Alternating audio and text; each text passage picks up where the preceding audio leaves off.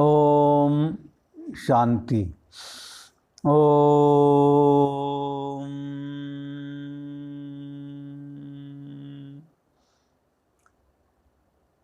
संबंधों में मधुरता।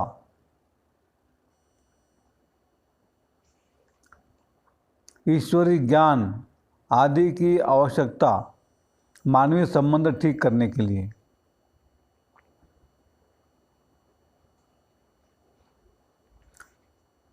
सेवा का आधार भी संबंध ही है। इसी प्रकार मानव में एक स्नेह का संबंध मानकर, भ्रातृत्व को जानकर, दूसरों के प्रति शुभ भावना, उत्सर्ग, त्याग तथा मन वचन कर्म से उनकी उन्नति और शांति के लिए प्रयत्न ही काम की नाम सेवा है। जो इस भ्रातृत्व के संबंध को नहीं समझता अथवा इस संबंध के कारण अपने कर्तव्य को नहीं समझता, वह सेवा भी नहीं कर सकता। योग शब्द का तो अर्थ ही है संबंध जोड़ना। इसी प्रकार योग आत्मा के एक अत्यावश्यक संबंध को ही फिर से जोड़ना है। आत्मा का परम पिता परमात्मा से जो संबंध है, वह टूट जाने के परिणाम स्वरूप ही तो अन्य संबंधों में विकृति आई है और मनुष्य आध्यात्मिक शक्ति से विहीन हुआ है। अतः मनुष्य की यह बोध करा कर कि वह शरीर नहीं बल्कि एक आत्मा है और आत्मा के नाते से उसके माता पिता के रूप में उसका संबंध परमात्मा से है, उसे संबंधों को फिर से जोड़ने का योग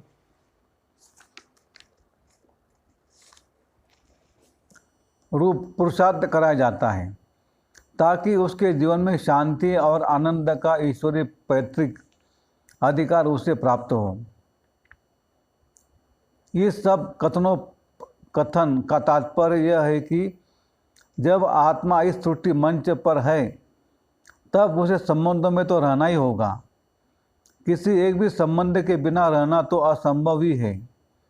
कम से कम देह और आत्मा के संबंध को तो मृत्यु से पहले छोड़ा ही नहीं जा सकता। अतः जब इन संबंधों को निभाना ही है, तब मनुष्य को यह ज्ञान होना ही चाहिए कि इन संबंधों को अलौकिक रीति से कैसे निभाया जाए।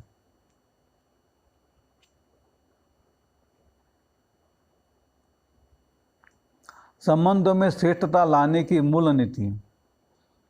परमपिता परमात्मा ने इन संबंधों को ठीक करने के बारे में यह कहा कि न किसी को दुख दो, न किसी से दुख लो। ये हमारे कर्म विधान की मूल नीति होनी चाहिए। इस नीति से किसी का भी विरोध नहीं हो सकता।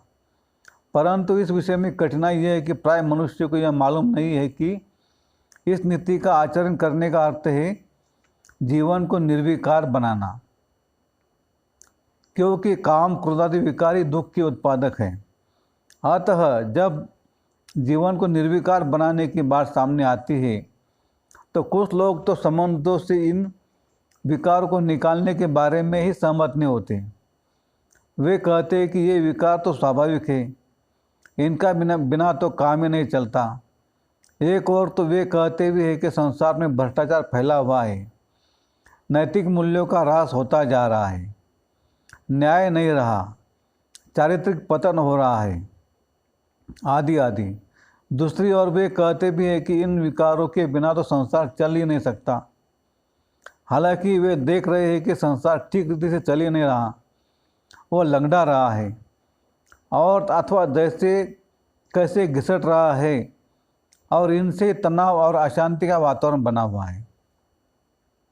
दूसरे लोग ऐसे हैं जो कहते हैं कि विकारों पर विजय प्राप्त करना मुश्किल है। वे कहते हैं कि जीवन निर्विकार बन जाए तो बात बहुत अच्छी है, परंतु हम में वो सामर्थ्य नहीं जिनसे हम इन दुर्जय शत्रु को जीत सके। अब तो प्रथमोक्ति प्रकार के लोग हैं, उन्हें यह समझना चाहिए कि सृष्टि तो वास्तव में संबंधों के बिना नहीं चल सकती, जबकि वे गलती से कहते हैं कि विकारों के बिना सृष्टि नहीं चल सकती। गहराई से विचार करने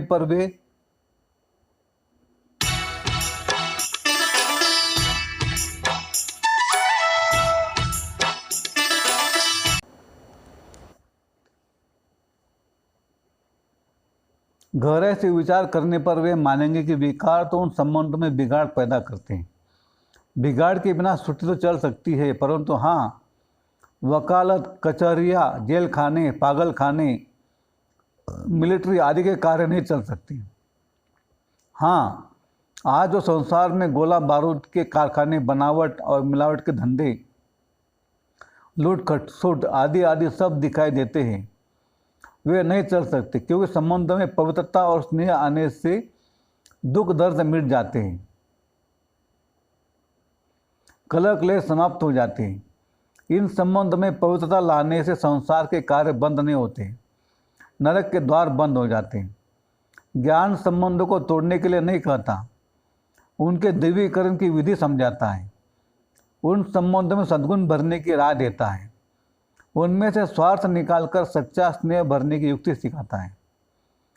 फिर जो लोग इन विकारों पर विजय प्राप्त करने की शक्ति के अभाव की बात करते हैं, उन्हें याद रखना चाहिए कि एक संबंध ऐसा है जिसे जोड़ने से बहुत शक्ति मिलती है।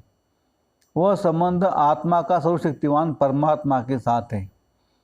उस संबंध को जोड़ने से सभी सांसारिक संबंधों में भी सार आ जाता है और जीवन में शांति और आनंद का रस भर जाता है। पवित्रता, सुख और शांति का जन्म सिद्ध अधिकार उस परम पिता से संबंध जोड़ने ही से ही मिलता है। अच्छा, ओम शांति शांति शांति।